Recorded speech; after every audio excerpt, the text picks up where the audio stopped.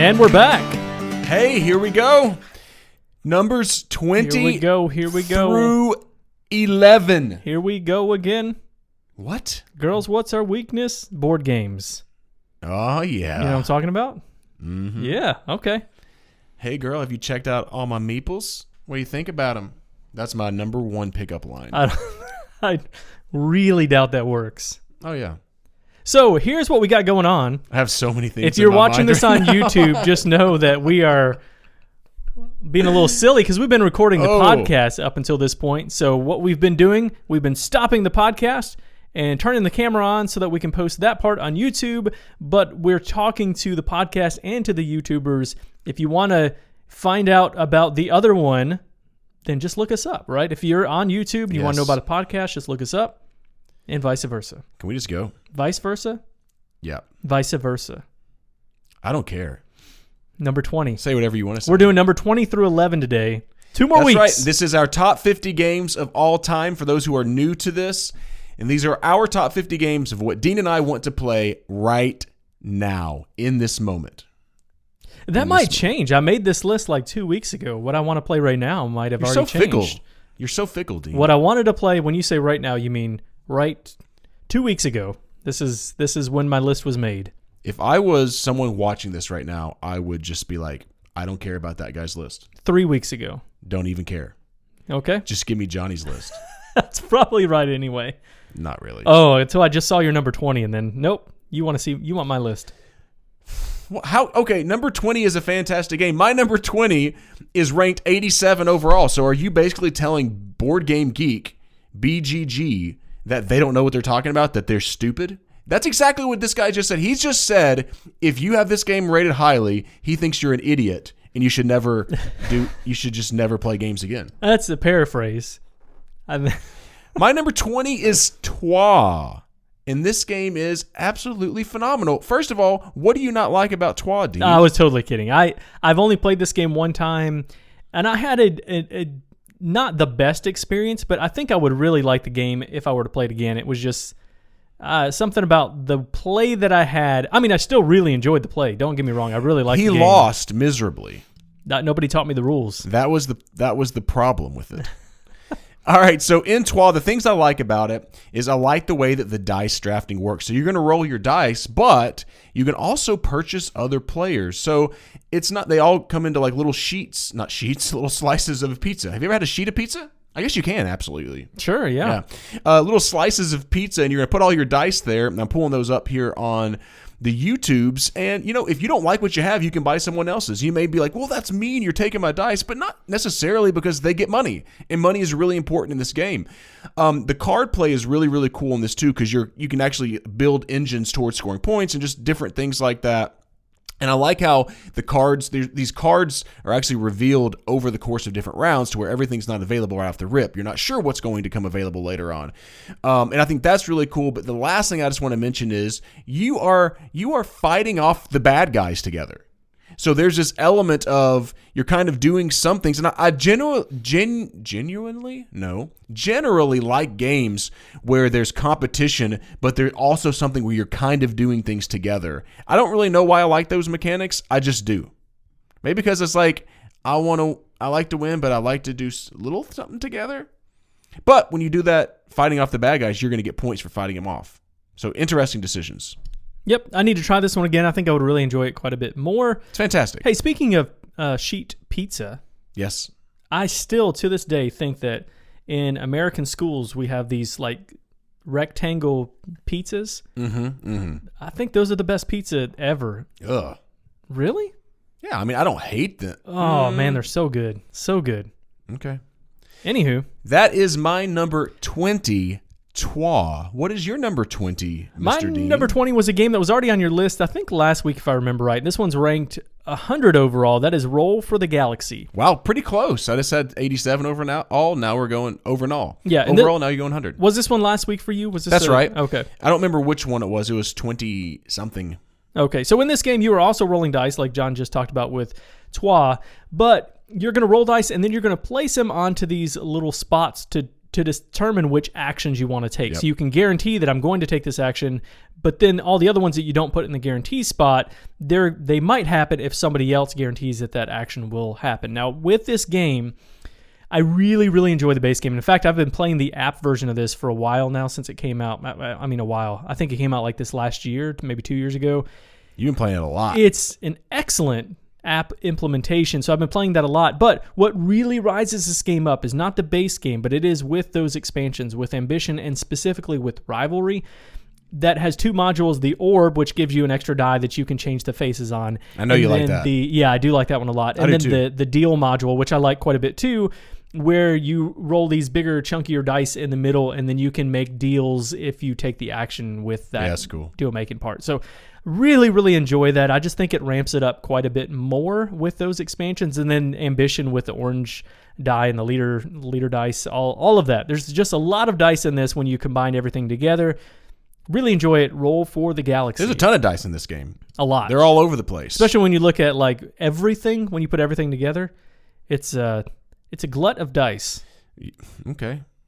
All right. Hey, this is the one time I've played a dice game of a game that came out before it that I like better.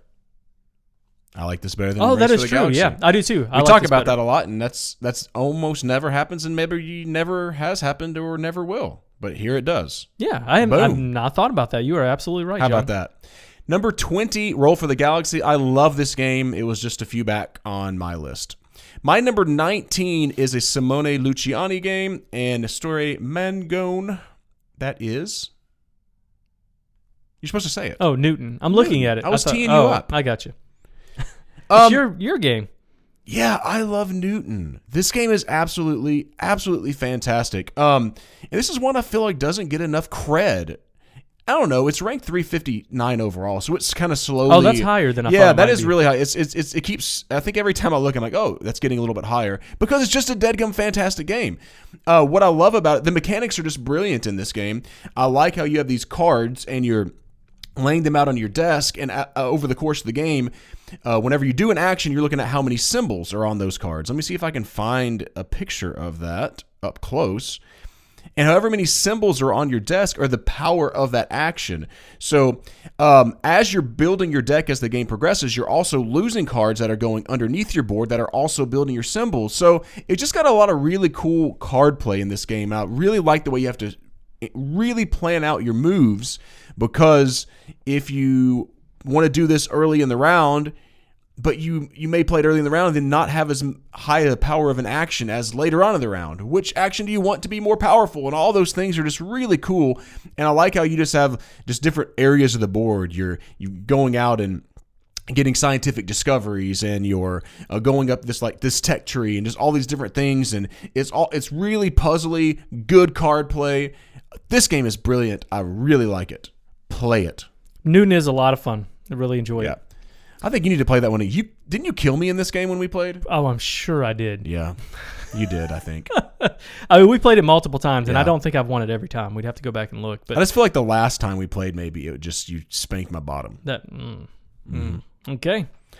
Number 19 for me, that is Newton. What's your number 19? Number 19 is actually kind of a duo game. This is a ranked number 5 and number 1 overall. That's ridiculous. Gloomhaven and Gloomhaven Jaws of the Lion. I'm going to speak specifically about Jaws of the Lion because I have more experience with it. Can I say I don't like that? You don't like what? I'm not opposed to Gloomhaven. I don't like how it's dominated the number 1 and the number 5 spot. And they're similar games. I know people that are into Gloomhaven are probably going to go, you don't know what you're talking about and all that kind of stuff. But no, I said the same thing. We talked about this. It's disappointing. Yeah, when we talked about our 2020 games, we said that very thing, that it's like doing a second edition, and that second edition pulls it, pushes it out. What about if Frosthaven comes out? Oops. And then you've got them as like the number 1, 2, and 3 games? You'll be really disappointed in that, won't you? I will.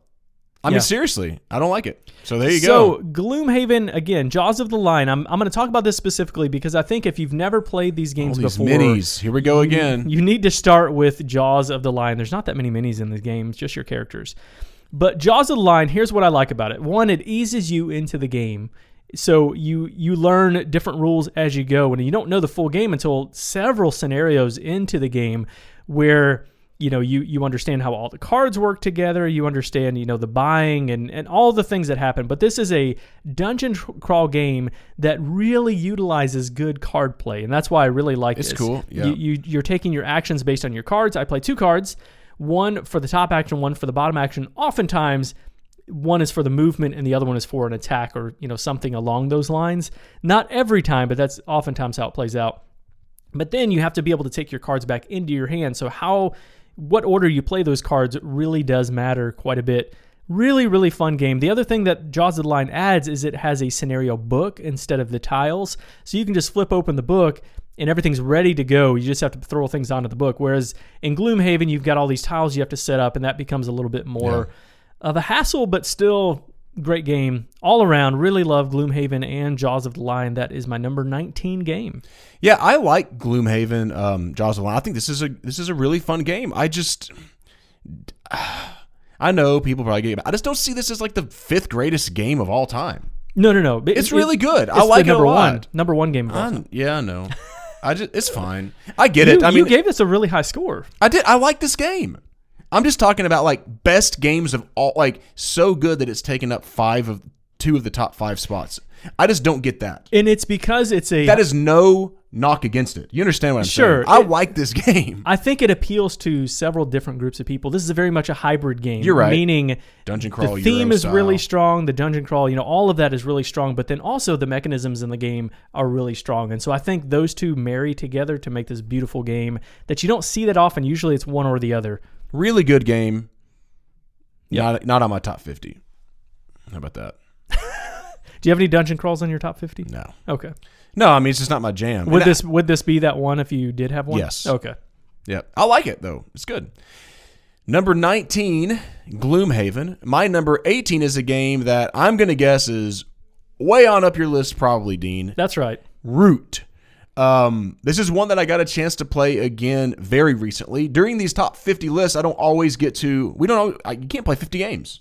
I don't know. I just don't have time to play 50 games. So some of them I've got to think back to 3 months ago or 6 months ago, whenever I played it. This one I don't. This one I can think back to a few weeks ago whenever I played it and went, booyakasha, this game is really, really great. I guess I'm going to talk about it a little bit because I may talk... I will because it's not going to be on your list today. I know it's not. Yeah. There's no way. I know it's a top 10 game for you. Sorry, it was last year. It was last year. I mean, maybe it's gone. But in this game, I mean, it's got the asymmetric goodness. It has incredible art in this game, and I don't say that a lot about games. I just love it. And you're going to be woodland creatures, and the cool thing about it is you have 4 factions in the base game. There are definitely more if you get expansions. But you all score points differently, and I love that about the game. And yet, it's interwoven perfectly. Don't you think? What am I looking at here? I don't know. I was just looking at that myself. I don't know what those pictures are. Anyways, must be some kind of a deluxe. I mean, not like upgrade. Somebody upgraded their game is what it looks like. But that's it. I mean, you're battling it out. But you're not always battling it out, and that's the cool part about this game is like with Root, there's different factions that you can play, and you could be the Vagabond, right? Or you could be like, oh my gosh, I'm the Eerie, and I've got to wipe out all these Marquis de Cat that are start off all over the board, and so you're really aggressive, with that. And it's just really cool the way some of the factions are going to be more. You're going to program with Eerie the Cat. You're going to do other types of playing with the other factions, and I just think that it's amazing how well they made it all work together. Yeah. You know what I mean? Like I do sit back in awe of this game a lot and go, man, this had to be a lot of work to put this together to make sure the factions work well and you can score points different ways and it be fair. And the base game of this is really good. There's 4 factions. 4 factions in the base game, but then you have 2 other released expansions that have 2 apiece. I think that's right. And then another one on the way. So there's a lot of variability in this one too with the expansions, but you don't need the expansions right off the bat, especially because you can, even if you're just playing each faction one time, that's 4 plays of the game. Play it 2 times, that's 8. 3 times, that's 12. I mean, you can get a lot of, a lot of variability just in the base game by exploring the characters that are in there. Oh, that's a nice overall picture. I really highly recommend the app version of this one too. Yeah, I got that. And this is it's a pricier one, but I think it's worth it. Well done. Yeah, I think it's well done. This game could be higher on my list, but my wife hates it. Like she does not like it, and I don't get it to the table very much. So It's I excellent. hate that to be the reason, but It's not an excellent. It's not an excellent 2-player. I don't think. I think it's better at. I think it's a fine 2-player. Yeah, but I think you. But you're right. You get more out of it if you play with at least 3. 4 is really cool too. This is ranked 27 overall. That really shot up because that was 2018. So in a few years, it's ranked 27 overall. Wow. All right. So that is my number 18, and that is Root. What is your number 18, Mr. Dunning? Hey, let me say one thing before you go to that. Don't click on it yet. Gloomhaven, I meant to say this. It's rated, this is Jaws of the Lion, number 3 thematic game and number 5 strategy game, which, again, going back to that hybrid, you don't see that a lot of something being really high on thematic and real high strategy. That's true. That's a good point. All right, my number, what did we say, 18? 18. Is Terraforming Mars, which is number 4 overall. Woo, I'm Wow, pandering you're pandering to the crowd. I will throw in Ares Expedition in here too. I wouldn't have it as high, but it would be on my top 50 if Terraforming Mars did not exist. But I still really enjoy it, especially for that solo play of Ares Expedition.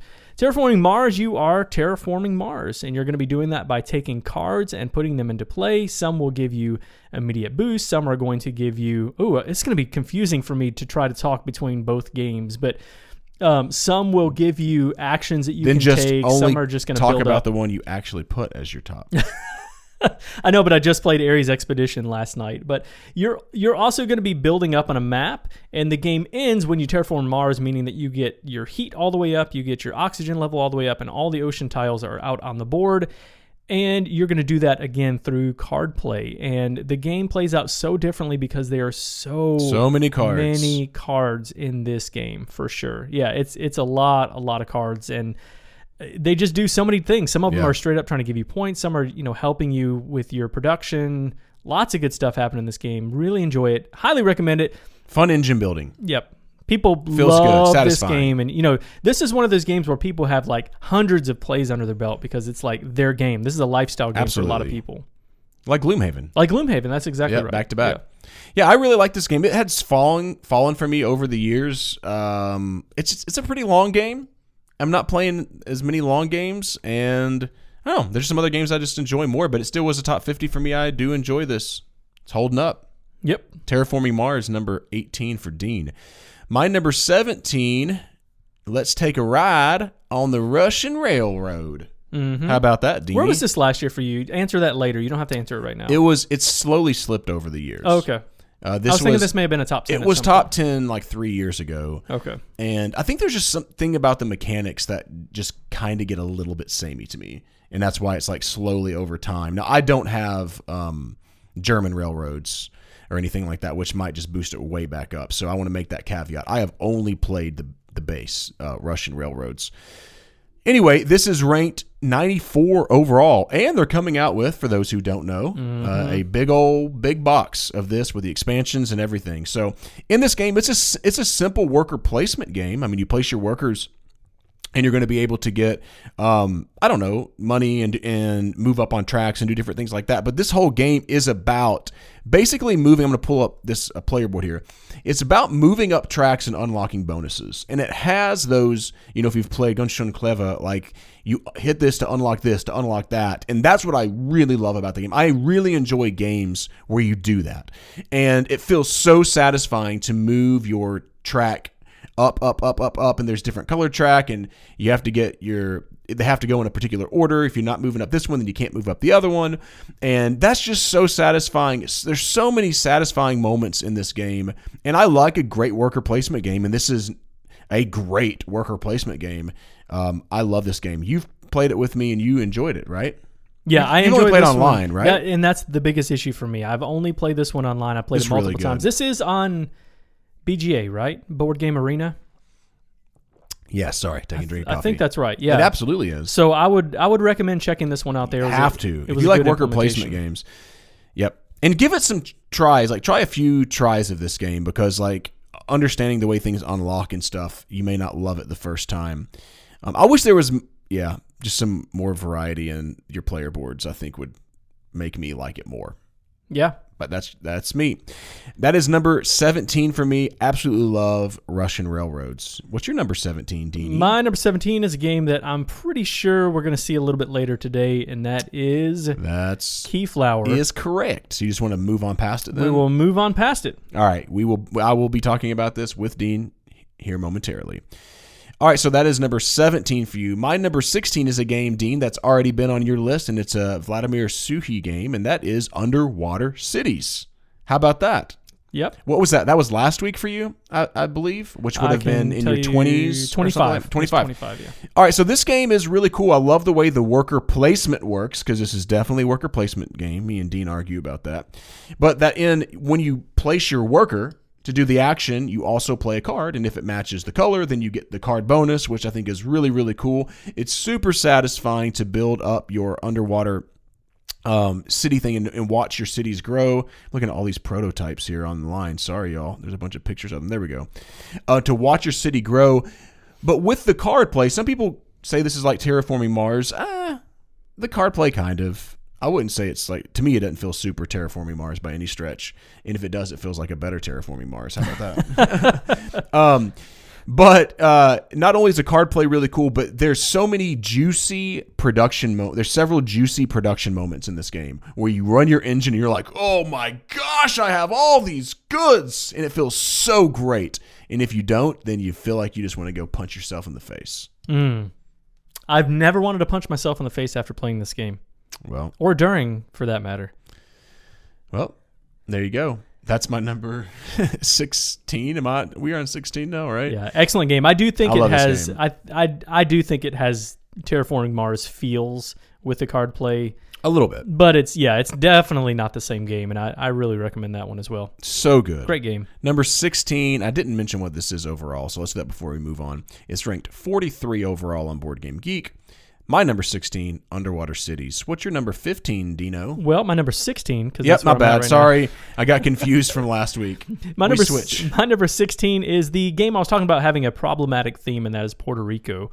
And the reason why is because of the colonization that comes from this game. But I will go ahead and say this, that there is a re-implementation of this in the works, if I understand that correctly, where it's still going to be called Puerto Rico, but they are doing a little bit of a re-theme in there to make it a little bit more. It's exciting. Culturally sensitive, for sure. Yeah, I'm real excited about that. But in Puerto Rico, this is very much an action selection game. It actually, I talked about this with Rising Sun, that Rising Sun has that action selection similar to Puerto Rico. But basically, I'm going to take a tile that's going to have an action, and then I'll get a bonus from that for being the one that takes that tile.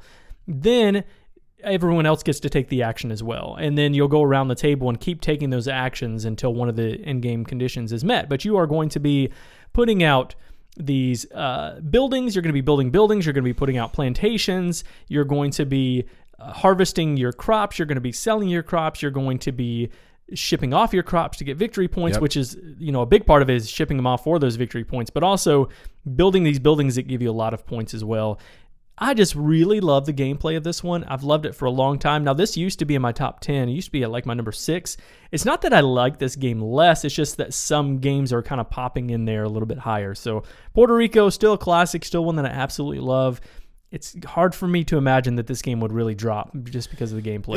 It's so hard for me. This almost made my list, and yet I just don't play it enough. That's the problem.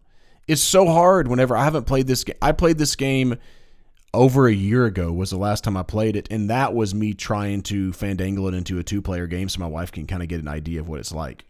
So I don't know when the last time I played this game at 3-4 players. I mean, it could have been 3-4 years ago. And I hate that. It's just the reality. Yeah, I don't. And so we need to play this together. I've never tried this one at 2 because that's not the way that you're supposed to do it, I guess. But there's also a way of playing it at an unofficial variant for playing it at 6, and I have played it at 6.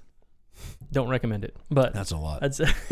I would love to play this game. Yeah, this could come right back on my list easy potentially if I just got a chance to play some more. Yeah, and that is, at this point, it's ranked 29 overall. That's what I was just about to say. I think at some point this was maybe the number 1 game overall at one time years and years ago. Yeah. I might be wrong about that, but it was way really up high. there. Yeah. Yep, that's your number 16, right? My number 15 is going to be kind of like what Dean mentioned earlier. It's going to be Brass Birmingham, but it's a little bit higher on Dean's list. So let's just put a little pause button in there and I got a little bone to pick with you on that. Why? Not really. Okay. That's my number 15. Dean's number 15 is El Grande. Hey, I've had that on my list. Yep, last week. Is that right? Wow, there's a lot of crossover between last week and this week for you and myself. Yeah. And me. Yeah.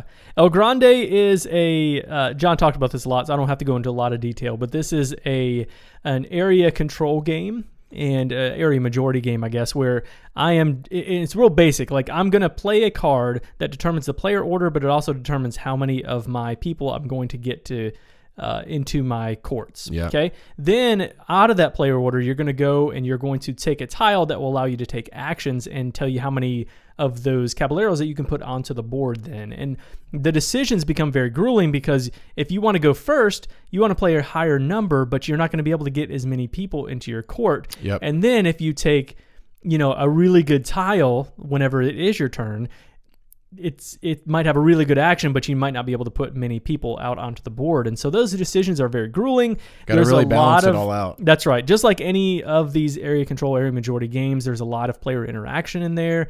But whoever has the majority in the areas is going to get the most victory points, and then there's a sliding scale. The other thing I like is the tower, where you're going to be dropping cubes, and that also becomes an area that you're going to be vying for points, but it's hidden. Yeah, I like that. You can keep up with what people, if you can remember what people had in there, you can do really well. While you're paying attention to everything else that's happening. Right. I'm not that good to be able to do that, but I just love this game. I do have the big box version. All of it's really not easy to find right now. Yeah. But I've never played anything but the base game.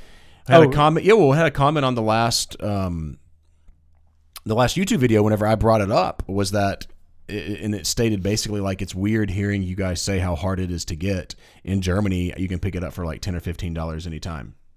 Wow. Like it's just so plentiful over there. It's like probably Catan or, you know what I mean, or something over here. The problem is this is language dependent, right? You need to be able to read those cards. So you could probably print up things that you could put on those cards.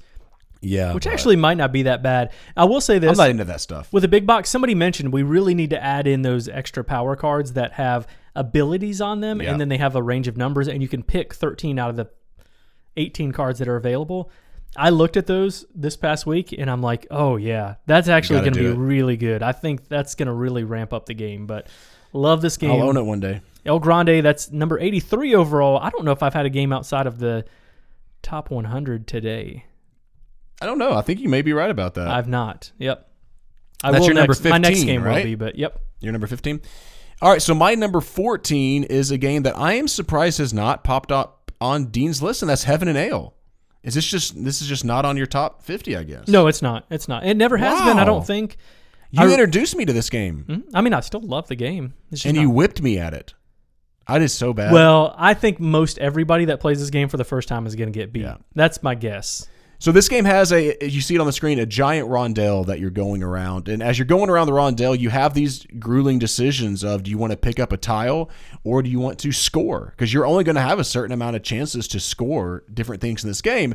And the longer you wait to score, the more points you're going to get, right, Dean? But you may not have an opportunity because all the players took the scoring discs.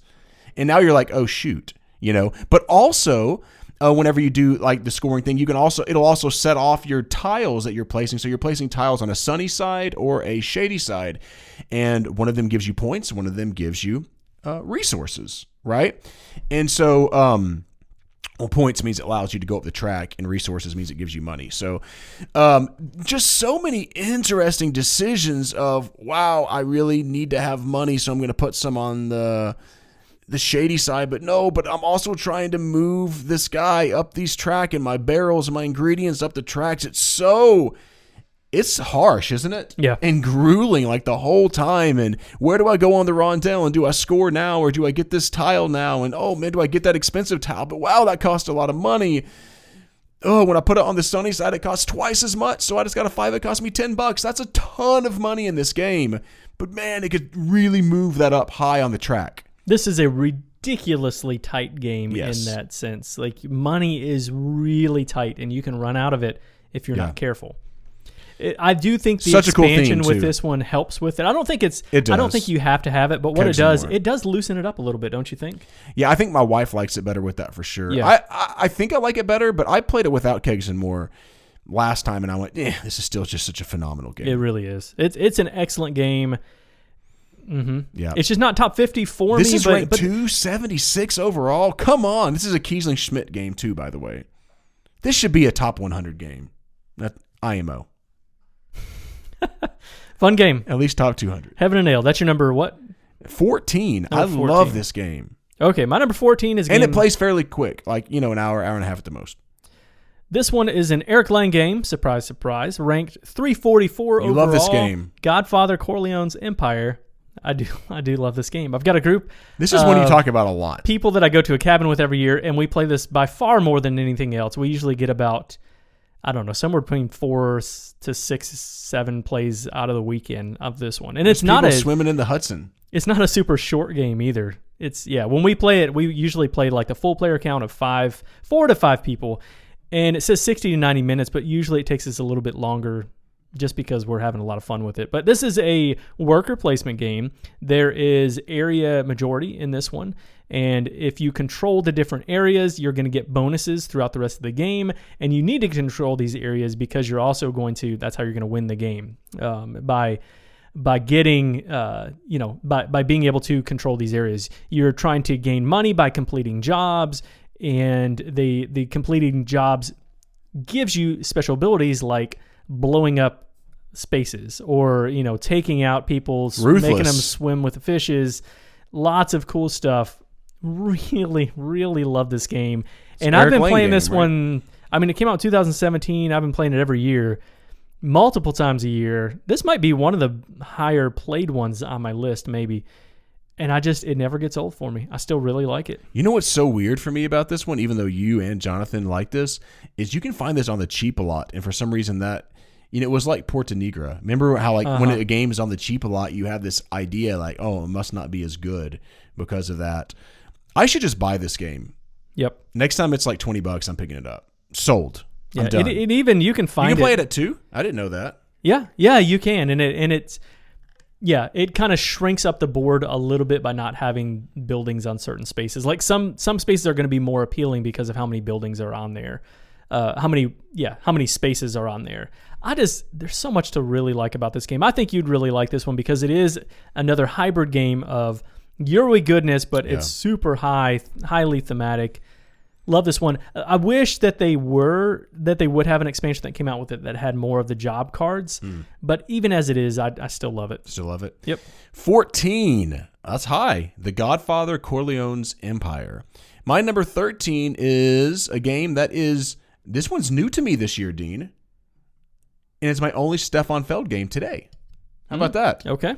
Bora Bora. I love this game. More like boring. I'm just kidding. I really love this game. Is this not on your list? It is not. So 217 overall. It would be a top 100 game, I'm pretty sure. Wow. This game, so Dean and I, do we play it together for the first time, Dean? We did, with your wife, I think. Yeah, okay, so that night was the first time any of us have played this game. This game has a lot of moving parts to it, doesn't it? Yeah. But what's so cool is you have these goals that you are basically trying to fulfill, and it really kind of takes all these different pieces that you could be doing, going out and having like area majority or whatever out on these islands, or going and getting jewelry, or all these different pieces, but it kind of hones in your focus, and I think it's so brilliant with that, don't you? You could be like oh man, I got this and that, and I could do this, but it's saying, no, I need you to get these 2 types of workers this round, and you've got 3 of them, so you only got to complete one of them, but you're thinking ahead a lot, and which I always love games where you're constantly thinking ahead, like, okay, I'm going to complete this task, and then I'm already going to start by the end of this round, halfway through working on the next task that I can do for next round. Then I'm going to try to get this task, and those kind of things. And then also, I like the way the dice work, Dean. I'm not a big dice worker guy. I like dice worker placement a lot, but I don't like it when you have to roll your own dice that much. In this game, can it be frustrating sometimes? A little bit, but it's pretty smart too. Yeah. To where, like, let me see if I can find a picture for those who are on YouTube. There's one right there. where if a player plays it's a regular 1d6 die or whatever. If a player plays a 3 onto the action to do that action, you have to play a lower number in order to do that action. So you may roll the dice and be like, dang it, I got a bunch of 1s and 2s, which honestly are probably lower. They're lower power most of the time. You can't do as much with them, but you could actually maybe use them where maybe someone got a power 6 and the other person blocked it. Or you could use the 1 die to go, forget you, I know you really want this. I'm going to use this, and now you can't use it. So could be mean. I don't generally play like that, but it could have kind of some meanness to it. This is my second favorite Stefan Feld game of all time now, which tells you that I'll have one more on my list later. Yeah, this is up there for me too. I don't remember where I had this on my list. It was somewhere top 5, I think. I just love this I think game. that's right. But yeah, it is really cool. Card play is cool, all kinds of stuff. It has some feelings of Castles of Burgundy. It's a very different game, but that's still that dice placement. Yeah. Although it's very different even from that, but I think that's what it compares to maybe most. A really fun game. That's right. If you haven't played Bora Bora, you need to check that out. It's a 2013 game. It's been around for a while, and I just hadn't got a chance to play it. All right, that was your number 13, Bora Bora. Your number 13 is my number 17? That's right. 16? I can't remember. I'm picking all top 5 games today of all time. Dude. Brass Birmingham, which is ranked number 3 overall.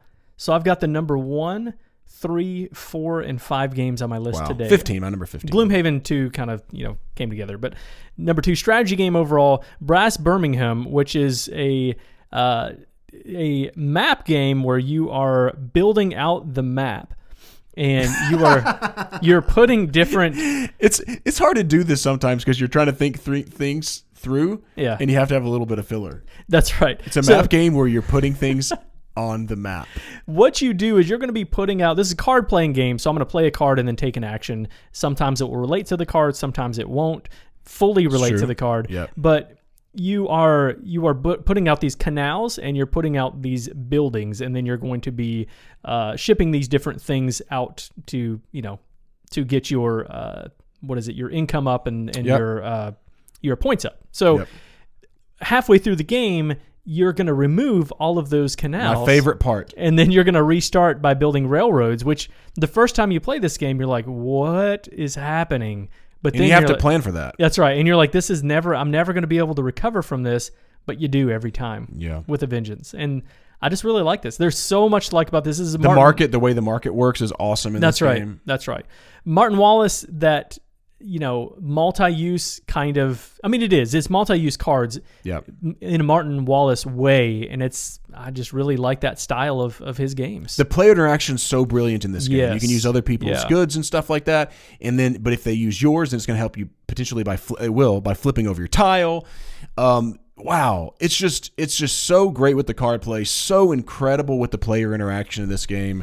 This game is just brilliant. My wife played it once with me. She just did not like it. It was just too much for her. She was like, it's just too much, John. And that may be why it's not even higher on the list potentially. I think it was top 10 last year or right borderline. Being 15, it just slipped a little bit just because I haven't played it I played it once this year with her and she didn't like it.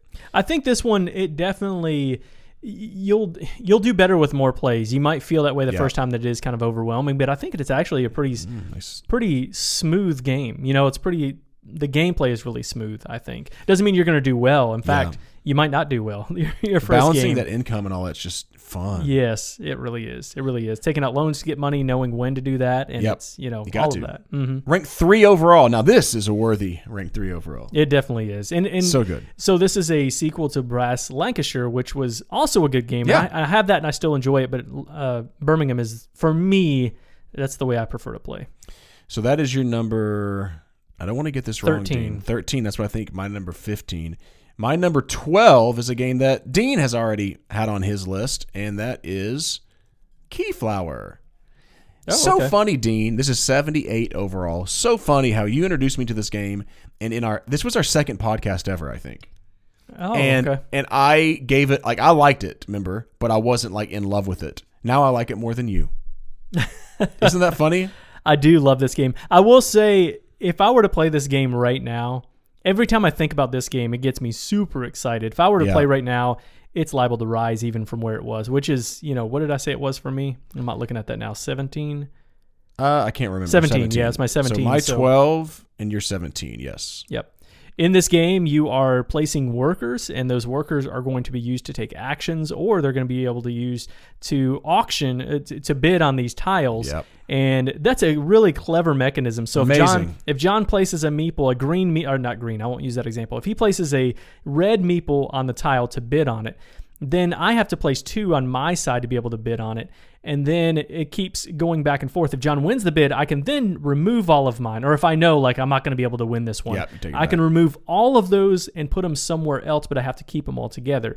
The way you place your workers works exactly the same way. If I place 1 worker on this tile to take the action, then the next person has to place 2 workers. And the next person has to place three workers. But whoever owns that tile, whoever gets that tile, is going to gain all of those meeples off of it. So if I use John's tiles, he's going to gain my worker. So it's another like Brass Birmingham where there's that player interaction, but you get a benefit from it if I'm taking advantage of your tiles.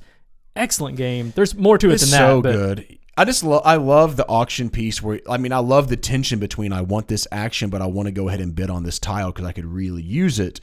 And I know that if I don't, I'm pretty sure Dean's going to bid on it. And what color? Because when you bid on it, you have to have a certain color. So if Dean uses a color, I didn't even mention that. Yeah, so if you bid 2 green, it wouldn't be green. If you have bid 2 blues, then I'm going to have 3 blues. So if he plays yellow and I've got 1 yellow, I already know I'm going to lose.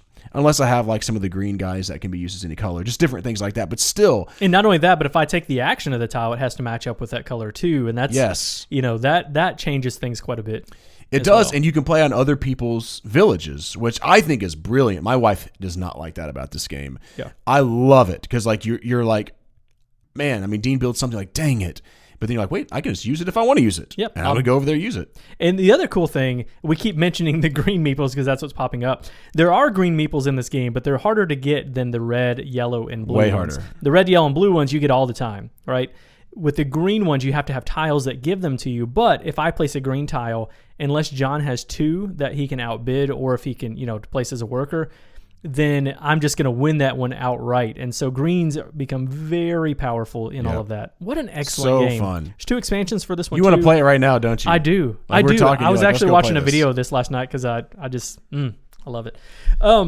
This one has 2 expansions. I don't think that they're needed. I've only played the farmers one, if I remember right. I have merchants and farmers, but if you're thinking I'm interested in this game, but not if I need the expansions, you don't need the expansion in this one at all. There you go. That's your number 17. My number 12, Keyflower. What is your number 12, Deanie? My number 12 is one that slipped a little bit outside of, it used to be in my top 10 for every year, I think, and that is Imperial Settlers Empires of the North. You love this game. Mm-hmm, I do, and it's not that this game has fallen for me at all. It's just other games have risen more so. Which means that it's fallen. They pushed it down. It doesn't, like, my love for this game hasn't like waned or anything like that. In this game, you are playing cards, and this one is a slight worker placement game as well, in Empires of the North. And I like all the 51st State and regular Imperial Settlers, but I'm going to play a card, but I have to pay the cost, or I'm going to take a worker action, placing one of my workers on a tile that's going to give me a little bit of a boost, which lets me play a card for free, it lets me gain a card, it lets me sail, lets me do lots of different things. But the crux of this game is I'm putting out cards that will give me actions, that will give me production, that will give me points, and I'm trying to play my cards in a way that gets me more points than what John's going to get. Now, what really adds to this game is the amount of factions that come. So in the base game, I think it's 6 factions. I think that's right. I don't remember. 6 different, there's like 3 different types, but there's 6 different factions that you can play. I think that's right. And then there's 3, maybe 4 expansions that are out now. I'm actually going to do a list of like kind of your ranking favorites? all these different factions. I was about to do this several months ago, and then I was like, I'm going to hold off till Egypt comes out. I do have Egypt, but I've not played it yet. I just love exploring these factions and feeling clever about how I play these cards. And the turns are really quick because I'm just going to take an action, either placing a worker or putting a card out. I love this game. I tend to love games, John, where I'm doing something really quick on my turn and it goes back and forth really fast. Yep. You know what I mean? Yep. I like this game. It's fine. Yeah, I used to have it really high up there. $394 overall. I don't know what happened to it, but it got old really fast for me. That was just my personal experience. I understand why you like it, though. It's good. It's excellent. All right, that is your number 12. So I'm on my last game before we get to our top 10. And this game could have been in my top 10. I wrestled with should I put this in my top 10 or not? And that is a game Dean has mentioned today, or at least on our podcast or something. Grand Austria Hotel, another Simone Luciani game today. This is also Virginio Gigli. This game is absolute dice drafting card play goodness. And it's weighted, I need to pull up what it's rated also. It is ranked 82 overall on Board Game Geek and weighted at 3.22, which is up in Dean's wheelhouse, all over your wheelhouse. This is my number 47 game. Wow, look at those components for Mentioned the this in the cakes and first week. stuff. Oh my gosh. If you're on podcast, you can't see that, but they have some people have some really cool components that they put on this. And this game just came out with the Kickstarter. They started fulfilling it, didn't they? Yeah, I'm just seeing people getting their copies. Yeah, this I'm week. jealous. The Let's Waltz or whatever expansion, that's going to be awesome. But in this game, you're going to be drafting dice. You're going to be taking workers. You're going to be fulfilling customers. They're going to come into your hotel, and you're going to put delicious treats, wine and coffee and strudel into their belly. And then you're going to send them bye-bye good night into your hotel on your player board. But all of that, even with the player board and stuff, you have to be able to open up rooms for them to go into it. So it has this like card play that's cool and when to take cards, but also this kind of puzzly nature of, all right, which one should I do first? And I got to really plan things ahead. And guess what? Money's really tight in this game. So when to take money, when to just say, okay, I think I can do it without this money so that I can, score points. There's different rounds in this game where you're going to get bonuses if you've completed a task, but if you haven't, then you're going to get a negative. And I like that. I like the negative stuff because it poses the challenge of I better get that or it's going to hurt me, or maybe it's not going to hurt me so bad. So this game is so good. Yeah. Yep. If you like dice drafting and you like cool card play, it's a brilliant game. You have to check this out. Grand Austria Hotel. This one also has an online implementation on Yucata that's good. I've played this on there. It's a really fun game. I played it and then I hadn't played the game in a while, so I played it on there and just got absolutely destroyed because I just kind of forgot about some of the nuances of the game. Do you think this would be on your list if you played it more potentially? It is on my list. I just said it's number 47. Oh, you did say it. Oh, yeah. I talked about this my first week. Awesome. I love this game. It's great. Oh man, I love this game. All right, that's my number 11, and I'm done for the day. Grand Austria Hotel. Dean, you better have a really good one for everyone since you're going last. New hotness alert. Hotness. Game came out in 2020, and it's already ranked 53 overall. Did you know that? Lost Ruins of Arnak. Here's the thing, John. I considered putting this one in my top 10. I consider putting this one... I just don't understand. ...in my top 5, honestly. This is a fine game. I just don't... the hype has never clicked with me personally. I think it's a fine game. When I'm thinking about nothing super all special. The games that if I'm looking at my shelf and I'm like, what game do I want to play? Arnak just keeps popping up there. This game is so good. It's so good. It's also on Board Game Arena, which I've got a game going on right now. And every time I get this game out, I love it so much. And this game, it's worker placement / deck building. It's something that I really love. Similar, a lot of people are Dune Imperium's on a lot of people's list. It's not on my list, but it would be top 100 for sure. I like Dune Imperium better than this. Yeah, and a lot of people do, I think. But I'd say probably more people do not because Arnak I agree with that. Ranks so high. I'm in the minority, apparently. But in this game, you are doing lots of different things. So you're exploring these new worker placement spots, and you place your worker, and you can find this new spot. You get the goods that are there, but you have to fight a monster. And if you don't fight that monster, you're going to get a fear card, which is going to clog up your deck. You can buy new cards. Some of those cards that you get to play right away. This game is some so of them good, that are going to go scary. into your deck that you can not play until a little bit later. You're going to be moving up on a track, which is something I enjoy, and you do that by paying the resources. That's really kind of the crux of the game.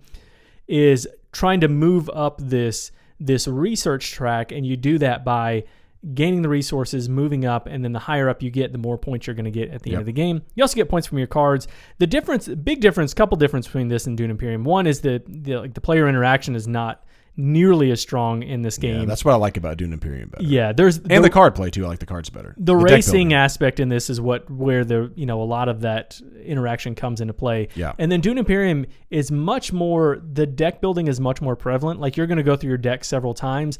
Lost Ruins of Arnak, you're only playing through 5 rounds, and your deck is very small. And so you're only going to be going through it, maybe, I don't know, a few times, not like constantly. You're not going to be, going through this, but I like that. I like the balance of the worker placement in this one along with the deck building. I feel like they're a lot more balanced, whereas Dune Imperium, for me, feels like more of a deck building game. I'm just stunned that this game is number 10 of your favorite 11. I'm sorry, of your favorite games of all time in 1 year. Crazy. Here's my guess. I don't mean crazy like this. It's just crazy how fast that went up. My guess is that this one will settle in my top 10 pretty high, I think. Wow. I just, with the new expansion coming out that adds player powers, oh yeah, I'm excited about that. And then a lot of other things that it's going to have. I think it's going to have new cards. I think it's going to change up the research track, which is good. And the board is double-sided too, which changes that research track up. But I feel like that's one of the things that people really don't like about this game, that don't like this game. Oftentimes it's that research track is not as interesting, but it's a really prevalent part of this game. So I'm interested to see what that expansion does to that. There you go. That's it. Lost Ruins of Arnak, my number 11. Next week, we're going to be coming back with our top 10. There we go. Top 10 games of all time. We're going to do it. That's right. Whew. That's right. So until then, we really want to encourage you. Matt Walker is still going strong with this starting off his list every week on Board Game Geek Guild number 3407. Highly recommend you go on there. We have some really good discussions.